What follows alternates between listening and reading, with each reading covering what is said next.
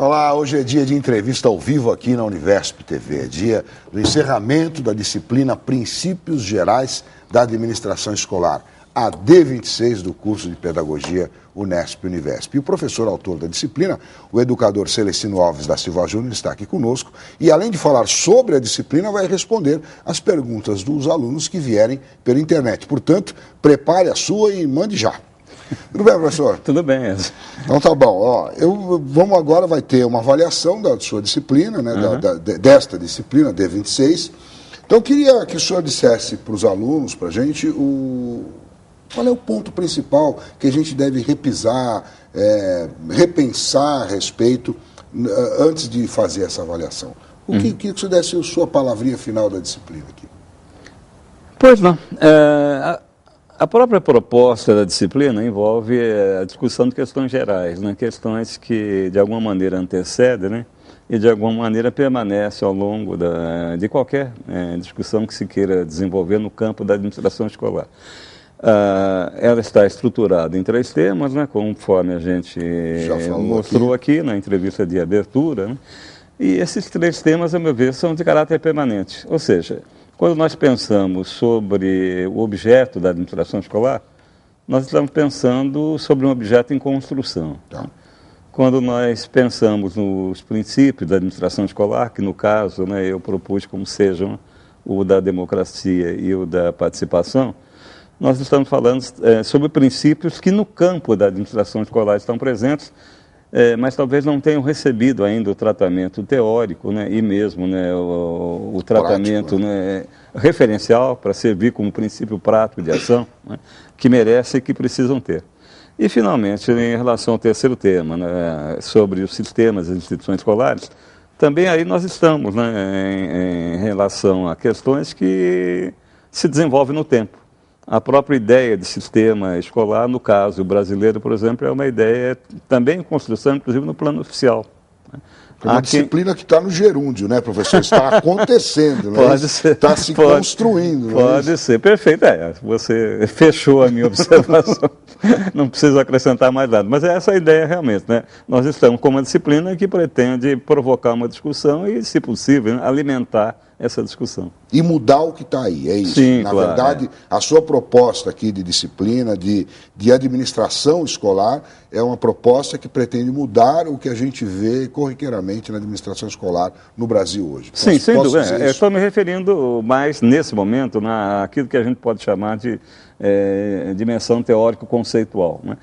Agora, essa dimensão teórico-conceitual tem mesmo essa finalidade, né, de gerar uma nova dimensão prática institucional, ou seja, fazer com que a administração escolar possa rever, né, determinados conceitos que foram apreendidos por ela, a meu ver, de maneira acrítica, e gerar seus próprios conceitos. Para quê? Para ter uma prática mais consentânea com as necessidades do próprio processo educacional. Tá, por isso você propôs estes estudos que estão aqui, que foram feitos ao longo da... O senhor ficou contente? O senhor teve respostas aí dos resultados do que aconteceu nos polos? Pois não. Não, tive algumas respostas indiretas, né, porque como professor, autor da disciplina, nós não temos muita possibilidade de acesso direto aos alunos. Eu até que tive uma possibilidade que acabou resultando numa situação, pelo menos para mim, né, muito interessante. Espero que tenha sido também para os alunos que participaram. Mas, enfim, o professor Gustavo, um dos orientadores de disciplinas do Polo da Barra Funda, aqui em São Paulo, né, como ele faz habitualmente, ele já fez isso com várias outras disciplinas também, sempre que ele tem a possibilidade de encontrar, né, alguém com disponibilidade para ter um contato direto com seus alunos, ele faz o convite muito gentilmente, e isso para os alunos representa, de fato, uma oportunidade rara, até pelas características do nosso curso, né? É um professor que está lá atrás das câmeras, ou atrás, né, atrás da internet e assim por diante. Então, nesse momento que aconteceu agora no dia 4, deu para eu ter realmente uma interação com os alunos e deu para perceber que a disciplina está produzindo, né, algum redemoinho nas suas cabeças, o que é ótimo. Né? Que é a função dela. Né? Agora, na semana passada, no sábado, nós fizemos o dia de apresentação da proposta da segunda disciplina, né? Organização e Gestão da Escola, que eu também vou apresentar mais, né, formalmente aqui na próxima semana. Então, nesse contato com os orientadores de disciplina, chegam notícias, né, aparentemente as pessoas estão satisfeitas, né? Além de inquietas. Então... Bom, tão inquietas porque nós já temos aqui um monte de perguntas e eu acho que eu vou antecipar para daqui a pouquinho o início das respostas, porque são perguntas bastante interessantes e algumas bastante profundas que o senhor vai levar um tempo para responder. Mas eu queria que o senhor falasse assim, para a gente, sobre o seguinte, vamos supor, a maioria, tem muita gente que vai querer seguir carreira nisso e tal. Então eu queria saber o seguinte, quem pretende seguir a carreira como administrador escolar e quiser aprofundar os seus conhecimentos de administração, tem alguma coisa a mais que você recomende para ler, os caminhos para seguir? Acho que você já deu as diretrizes aqui. Mas o que outros autores ele pode ler? Que outras coisas ele pode buscar para melhorar o seu conhecimento a respeito do tema?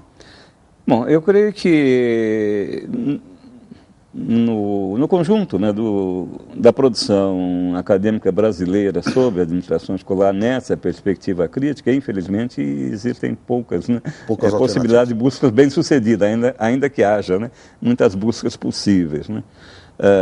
Quando essa questão, né, de alguma maneira foi posta na entrevista de abertura, eu me lembro ter respondido que os autores que poderiam ajudar, né, os alunos que quisessem desenvolver o seu trabalho de conclusão de curso no campo da administração escolar, na verdade, seriam os mesmos autores que estão propostos aqui, né, nos textos da nossa disciplina. Tá. Dá para ampliar, né, um pouco essa indicação com os autores presentes nos vídeos.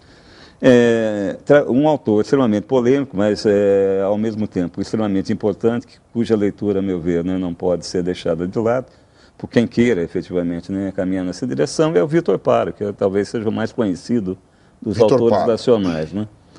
Outro colega da USP trabalha numa área, né, um pouco mais especializada, que é o professor Romualdo Portela de Oliveira, né? Há um nome clássico, né, do campo da administração escolar, uma espécie assim de descendente e ainda atuante, né, da primeira geração de professores, que é o professor Beno Sander, né? E há mais algumas pessoas, né, que começam agora, mas acho que começam agora, a meu ver, né? Claro que isso é uma referência genérica e eu nem teria como particularizar. Mas, enfim, acho que começam agora, a meu ver, se dirigem mais, né, ao estudo das questões de política educacional do que propriamente ao estudo das questões de administração escolar. Há uma relação muito próxima, né, obviamente, entre esses dois universos de pesquisa, né? E, de certa forma, essa relação é mesmo, né, necessária, uma vez que a administração necessariamente precisa se apoiar, né, em referências do campo da política e da ciência política, assim como precisa se apoiar também em referências do campo da filosofia. Ocorre que, de modo geral, e por razões, ia dizer históricas, mas não é o caso, que não passou tanto tempo assim, mas, de qualquer forma, existe mesmo uma tendência de 20 anos para cá em, de certa maneira, colocar as questões de administração escolar, no sentido estrito, num plano secundário, enquanto objeto de investigação, né? E de valorizar como objeto prioritário de investigação as questões de política educacional. Então, muitas vezes a gente procura alguém, né, que a gente imagina que está trabalhando com a administração escolar no sentido estrito, e esse seu trabalho, na verdade, tem uma perspectiva um pouco mais ampla e tal. Agora, no plano internacional, para ficar no campo da língua portuguesa, né, até por facilidade de acesso, além do professor João Barroso, professor Licínio Lima, né, que participa do caderno, há também um nome muito importante que participa do caderno da próxima disciplina, que é o professor Rui Canário.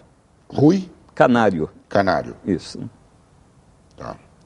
Muito bem, então já temos aqui alguns nomes: Vitor Paro, Romualdo Portela de Oliveira, Beno Sander, João Barroso, Licínio Lima e o Rui Canário. Isso. Então são autores que, para a gente pesquisar mais, porque a própria disciplina está em construção, pelo que eu entendi que o senhor disse aqui. Não, perfeito. E a contribuição desses autores é certamente indispensável para a própria qualidade dessa construção. Tá certo. Bom, eu vou fazer o seguinte, professor, está chegando mais perguntas. Eu vou, então, me dirigir aqui, vou passar a palavra para os alunos que é eles que estão aí com suas dúvidas e vamos respondê-las. E se sobrar tempo depois, a gente fala mais um pouquinho sobre trabalho de conclusão de curso, coisas assim, tá bom? Tudo bem. Então vamos lá, eu vou começar aqui com perguntas dos alunos então.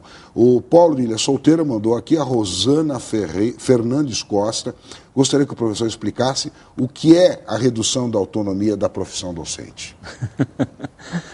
Oi, Rosana. Deixa eu ver se eu entendi, antes de mais nada, essa pergunta. Supondo que eu tenha entendido, né, o que pode ser uma suposição otimista, o que eu pretendo, eu não me lembro de ter usado essas palavras, mas de qualquer maneira elas conduzem a algumas coisas que eu costumo comentar. É por aí então que eu vou tentar encaminhar uma resposta. Tá bom. Ocorre que a administração da educação, para usar uma expressão, né, de caráter mais amplo, a administração da educação no Brasil, a rigor, é muito mais da administração do que da educação. O que quer dizer é o seguinte, boa parte das pessoas que se dedicam à administração escolar entende que a educação ou a escola são elementos talvez acidentais. Quer dizer, o substancial para elas é a própria administração. Em decorrência disso, aquilo que acontece na escola, a vida da escola, as relações internas da escola, as pessoas, os professores da escola, enfim, o magistério, de um modo geral, acaba sendo trabalhado, né, ou considerado, a meu ver, de forma insuficiente. Na disciplina seguinte, né, que nós começaremos na próxima semana, há um texto que se chama o Dogma da Administração, o Dogma da Gestão, né, e o Estigma do Magistério, que tem esse nome por essa razão, por aquilo que eu estou, né, colocando agora como uma eventual resposta, né, para a sua pergunta. A administração escolar do Brasil frequentemente procura se afirmar por oposição ao magistério. E nem como contribuição ao magistério. Quer dizer, as pessoas acham que, né, administrar é uma tarefa mais nobre do que ensinar. E a pessoa que administra é mais importante do que a pessoa que ensina. Então, é meio maluco isso, né? É maluco, mas é historicamente consolidado, né? Compreendo. Eu espero que a gente possa rever, né? Essa é uma das muitas esperanças, né, que me trouxeram, enfim, para esse trabalho. Fantástico. Muito bem, nós temos pouquíssimo tempo aqui, eu tenho uma pergunta enorme para fazer, então eu vou pular ela. Vamos ver se eu guardo. Vou pegar aqui outro do Paulo de Sorocaba, o Fábio Bezerra. Há alguma influência da filosofia de Gramsci nas suas posições a respeito do papel docente e da administração escolar, em especial o conceito de intelectual orgânico? Você podia dar uma explicadinha nisso? Não, sim. Começando do começo, né, sobre a influência do Gramsci. O Gramsci é um pensador, a meu ver, de leitura indispensável, não apenas para aqueles que se interessam pelo campo da administração escolar. O Gramsci tem uma solidez intelectual e uma coerência, né, de pensamento que faz bem. Né? Faz bem, simplesmente, ao intelecto de qualquer pessoa, né, que queira estudar a sua visão de mundo.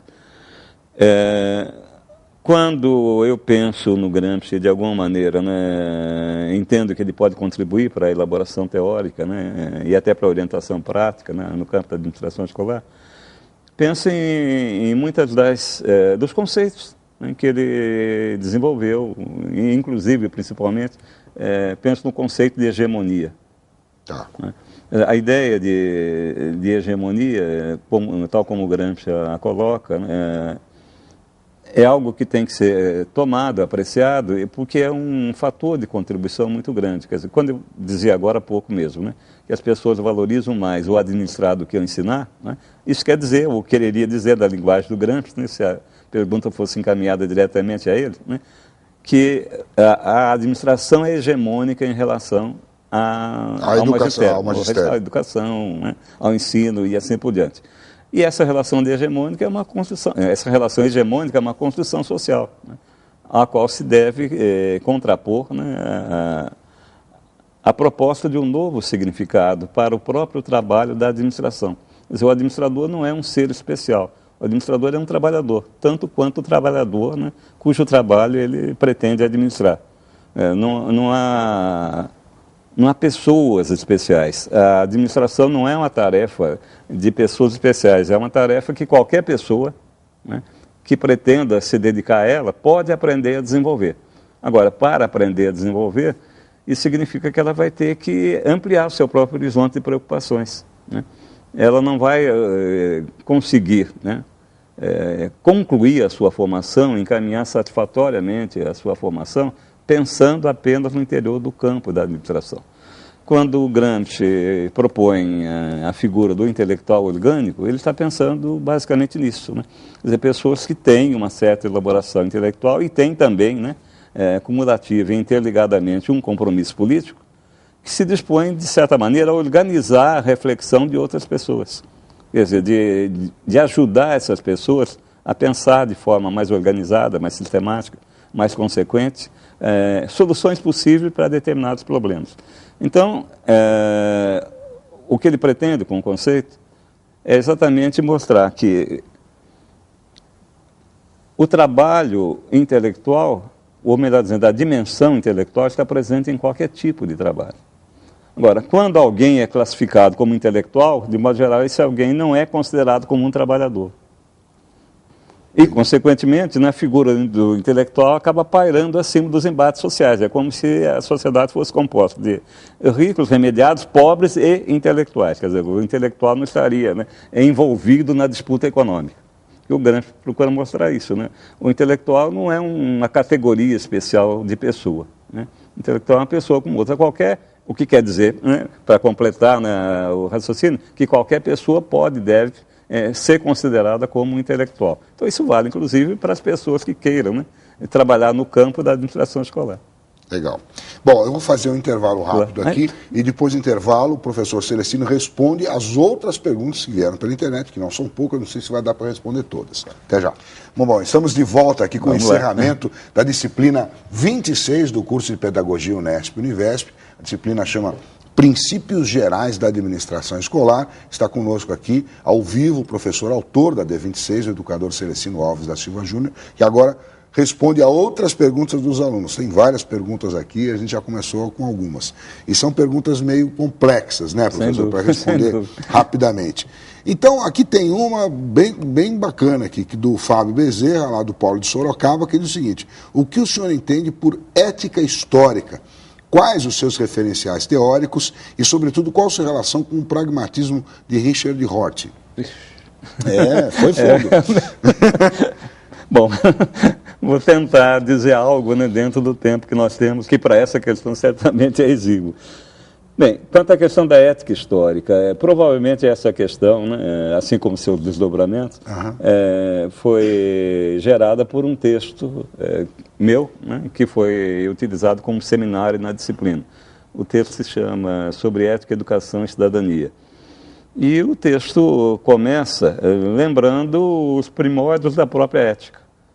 A gente tem hoje em dia um debate, né, até bastante generalizado, sobre a separação entre ética e política, né? E as pessoas dizem que é preciso, né, reintroduzir a ética na política, né, que os políticos, né, ou as pessoas que têm uma representação política deixaram a ética de lado, né, e por isso a corrupção, por exemplo, tomou conta de todo o movimento e vai por aí.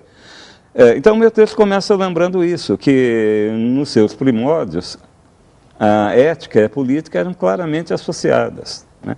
Na verdade, a ética, a rigor, era o próprio resultado da política, depende mesmo no sentido que os gregos a praticavam, né? Ou seja, os cidadãos iam, né, para a cidade, né, para um local, para uma praça, para algum ponto preferencial da cidade, para discutir o que poderia ser feito, o que deveria ser feito. Quer dizer, uma vez, né, estabelecido o que poderia, o que deveria ser feito, cada um se obrigava a fazer. Então, nesse sentido, a ética emerge da política, em condições privilegiadas, no seguinte sentido, né? Aqueles gregos antigos tinham muito tempo para pensar e para tomar decisão. Por que eles tinham muito tempo para pensar e para tomar decisão? Porque eles não trabalhavam. Eles tinham a sobrevivência assegurada desde sempre. Outras pessoas, né, daquele mesmo tempo, simplesmente não eram admitidas nesse debate. Por exemplo, né, as crianças, as mulheres e os escravos, por uma razão que a história também, né, nos informa. Eles não eram considerados cidadãos, ou seja, não eram pessoas em condições de intervir no debate que levaria a um postulado, que levaria a uma determinação ética a ser cumprida por todos. Perfeito. Isso era a tarefa dos cidadãos. Mas para os cidadãos, né, dava para aprofundar-se na tarefa porque havia quem cuidasse da sua própria sobrevivência. Dele, cidadão. Dele, cidadão. Exato. Bom, então, neste momento, né, quando a ética começa a ser formulada e começa, de certa forma, né, a ser disseminada, não há, né, a rigor, essa distinção. Né? Quer dizer, a ética é um produto da política, enfim, é um produto do encontro entre os cidadãos, etc, etc. Isso, né, até de certa forma, chegou até nós. Né? E nesta visão, que alguns, né, estudiosos da ética chamam de ética idealista, né, a ética transcenderia as condições de tempo e de lugar. Quer dizer, ela seria composta necessariamente, né, por princípios de validade universal, e a pessoa ética seria aquela que observasse esses princípios, né? A pessoa não ética ou a ética seria aquela que se comportasse contrariamente a esses princípios. A ideia de ética histórica é uma ideia mais recente em termos, né, da própria produção histórica. E se aproxima muito, né, da ideia de ética do trabalho. Mas antes disso, a ética histórica se apresenta como algo que decorre de uma certa mudança no próprio desenvolvimento das ideias éticas. Quer dizer, num primeiro momento, a ética diz respeito ao comportamento das pessoas para com outras pessoas. Com a emergência do cristianismo, a ética muda de direção. Né? Ela passa a dizer respeito ao comportamento das pessoas para com Deus. Sim. Né? Então, isso, né, aí muda um outro momento. Né? Então, agora o meu compromisso não é com você, meu compromisso é com Deus. Se o meu compromisso com Deus me afastar de você, paciência. Você vai ter que aceitar. Se eu conseguir cumprir o meu compromisso com Deus, eu não preciso me preocupar muito com o meu compromisso com você. Exato, exato. Quer dizer, o princípio ordenador, né, da ética passa. Bom, isso gera também consequências e gera, né, novas tomadas de posição. Então, a partir dessa mudança, outras mudanças vão sucedendo, até que se cria, né, de alguma maneira, essa consciência. Bom, né, o que é ético para um pode não ser ético para outro. Né? E a ética passa a ser histórica nesse sentido, quer dizer, ela passa a ser condicionada às circunstâncias do tempo, né, e do lugar em que ela é praticada. As circunstâncias do tempo e do lugar onde ela emerge. Tanto que não é descabido falar, né, na ética da bandidagem, por exemplo. Né? Quer dizer, entre si, né, os bandidos têm uma série de princípios e tal, que ordenam as suas relações e vai por aí. Agora, quanto à questão do Hort, né? Hort. O Hort é um daqueles filósofos, né, mais um daqueles filósofos, mais um daqueles pensadores que me parece importante para alguém que queira pensar as questões de administração escolar. Por quê? Porque ele tem, né, né, de certa forma, e tem também, né, uma obra que constitui uma boa novidade no próprio campo da filosofia. Né? Agora, pessoalmente, eu não me filio, né, ao pragmatismo, né, ainda que respeite, né, o Hort e os seus seguidores, né, pelo menos alguns que eu conheço, e posso dizer que são pessoas, né, extremamente dedicadas ao seu trabalho, mas não é o meu caso em particular, não é por nenhuma restrição. É por uma razão de reconhecer minhas próprias limitações. Eu não sou um filósofo, eu sou um estudante de filosofia. Por quê? Porque eu sou um professor de administração escolar. Quer dizer, não me parece que alguém possa trabalhar bem como professor de administração escolar, né, ou trabalhar bem como administrador escolar, se não estiver preocupado com a questão da política, se não estiver preocupado com a questão da filosofia. Então a gente precisa, pelo menos, conhecer, né, a obra, o significado da obra, os principais, né, momentos do trabalho daquele outro filósofo, como um cabedal, né, como referências para a orientação da nossa própria postura. Mas eu não poderia dizer, eu me encantei com Hort, me filiei a Hort, e daqui para frente eu sou um pragmatista da linha da filosofia americana, não é o meu caso. Tá bom, professor. Bom, agora aqui tem uma pergunta longa aqui da Lenira Balades, ou Balades, do Polo do Ipiranga. Uma vez que não há ainda uma teoria administrativa específica para escolas públicas, considerando que muitas escolas apresentam números compatíveis com uma empresa de médio porte, 1.000 alunos, dezenas de professores, grandes orçamentos, por aí, seria viável pensarmos em um diretor administrativo financeiro, sem ter necessariamente conhecimentos específicos em educação, subordinado ao diretor pedagógico, para dividir as enormes atribuições? Ou seja, ela pergunta se é possível ter alguém preocupado com a administração e outro com a pedagogia, que é uma coisa que nós já falamos aqui. Sim, o senhor não concorda, né? Olha, eu acho que o problema aí está exatamente no uso da denominação diretor. A direção é uma função muito forte no campo da administração. Se nós pensarmos num funcionário, né, cuja tarefa principal, né, é cuidar dos aspectos econômicos, para que a escola funcione bem e, consequentemente, né, se aproxime, né, da melhor maneira possível da realização da sua finalidade, tudo bem. É claro que nós temos que ordenar, né, o dinheiro, nós temos que pagar contas, enfim, nós temos que ter um orçamento, nós temos que ter uma prática administrativa no sentido da subsistência da própria instituição em que trabalhamos, em que desenvolvemos o nosso trabalho de educar.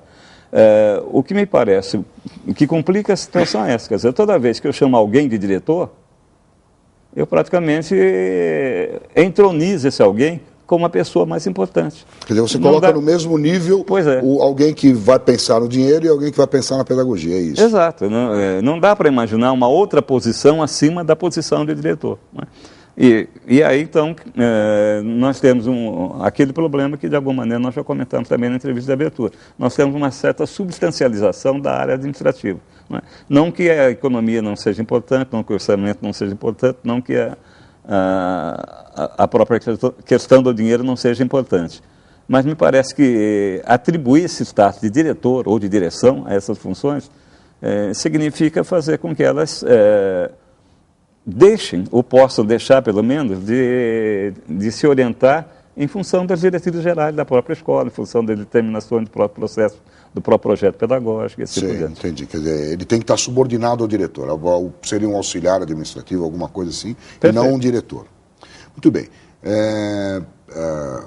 Agora o Fábio Bezerra, do Polo de Sorocaba. Como o senhor se posiciona frente à chamada crise da razão, sobretudo os movimentos que relativizam defensores da pós-modernidade? Nesse aspecto, quais os desafios ao povo da escola na construção de um necessário entrecruzamento entre educação, ética e cidadania? É mais ou menos isso tudo que o senhor já falou, né? Bom, de qualquer forma, aí dentro do nosso tempo, né, que pelo visto já está se esgotando, me parece importante reter essa expressão final, o povo da escola. Povo da escola, interessante, né? Porque o grande problema atual da escola é exatamente esse. Nós não temos como saber qual é o seu povo, ou seja, quais são os cidadãos escolares, quais são aquelas pessoas que compõem, né, o conjunto dos trabalhadores da escola. Tem a impressão que é nesse sentido que ele está se referindo. Exato, né? Por que nós não temos? Em razão do modo pelo qual, né, as escolas são administradas. Esse é o grande problema, né? Quando as pessoas se rendem um pouco ao fascínio da administração empresarial, porque ela é aparentemente pautada, né, pela eficácia, né, e por valores, né, de produtividade, etc., as pessoas, de modo geral, desconsideram um dado, né? Se um banco é bom administrado, né, é bem administrado, desculpem, né, ele é composto por um determinado conjunto limitado de funcionários. Quem trabalha no Bradesco, por exemplo, desculpe, né, a propaganda. Tudo bem. Fora do lugar. Certo, apenas para aproveitar. Quem trabalha no Bradesco só trabalha no Bradesco. E quem trabalha no Itaú só trabalha no Itaú, assim como quem trabalha no Banco do Brasil só trabalha no Banco do Brasil. Não é o povo do banco. Exato. No caso dos professores, eles circulam por diferentes escolas. Tá certo. Então, há uma figura histórica importantíssima, tanto do ponto de vista histórico, propriamente dito, mas também do ponto de vista organizacional, que é a figura do corpo docente da escola, ou seja, do povo da escola. Né? Essa figura se esvaiu.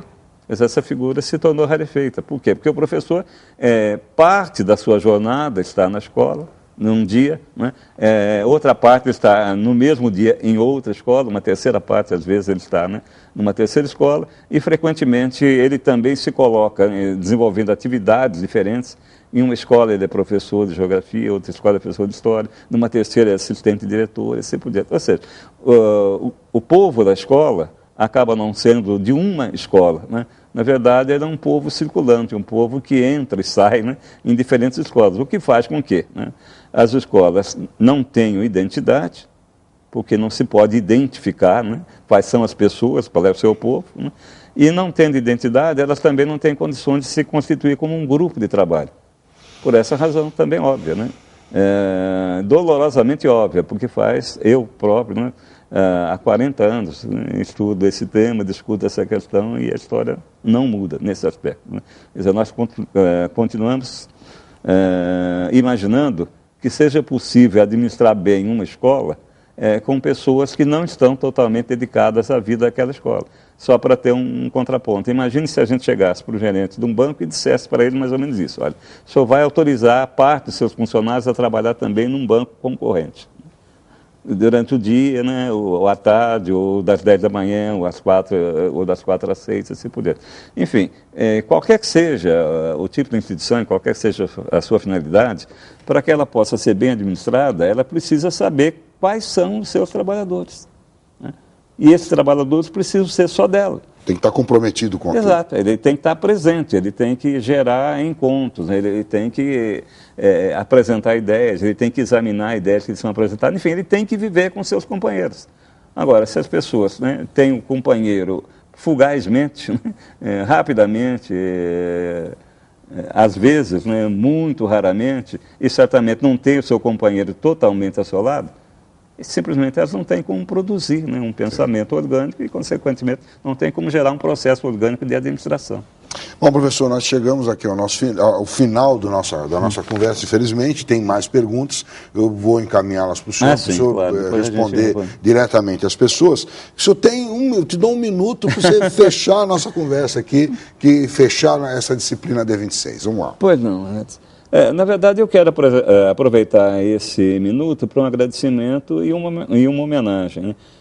O agradecimento é aos alunos e aos orientadores de disciplina, assim como também aos orientadores de turma, pelo empenho que eles revelam sempre, né, na melhor realização possível das propostas que nós trazemos na disciplina. A homenagem me permitam, né, os alunos, me permitam também os colegas orientadores de turma, é para os orientadores de disciplinas. Tá. Porque eles são, de fato, o elo que faz com que, né, aquilo que a gente pretende, aquilo que a gente propõe, chegue, né, claro, chegue explícito, chegue adequado, chegue em condições, enfim, de ser trabalhado pelos alunos. Por que eu estou pensando nessa homenagem? Pela própria qualidade das questões que foram postas. Foram ótimas questões. Exatamente. Quer dizer, se os nossos orientadores de disciplinas não gerassem condições de trabalho adequadas, satisfatórias, estimulantes para os nossos alunos, provavelmente essas questões não teriam aparecido. Tá certo. Bom, então a gente se vê na abertura da próxima disciplina, Isso. Que é... Na próxima... A disciplina é a organização e gestão da escola. Isso aí. Muito bem, na próxima semana, segunda-feira que vem. Bom, então nosso programa termina aqui, tem uma boa avaliação e até o nosso próximo encontro, segunda que vem. Tá bom.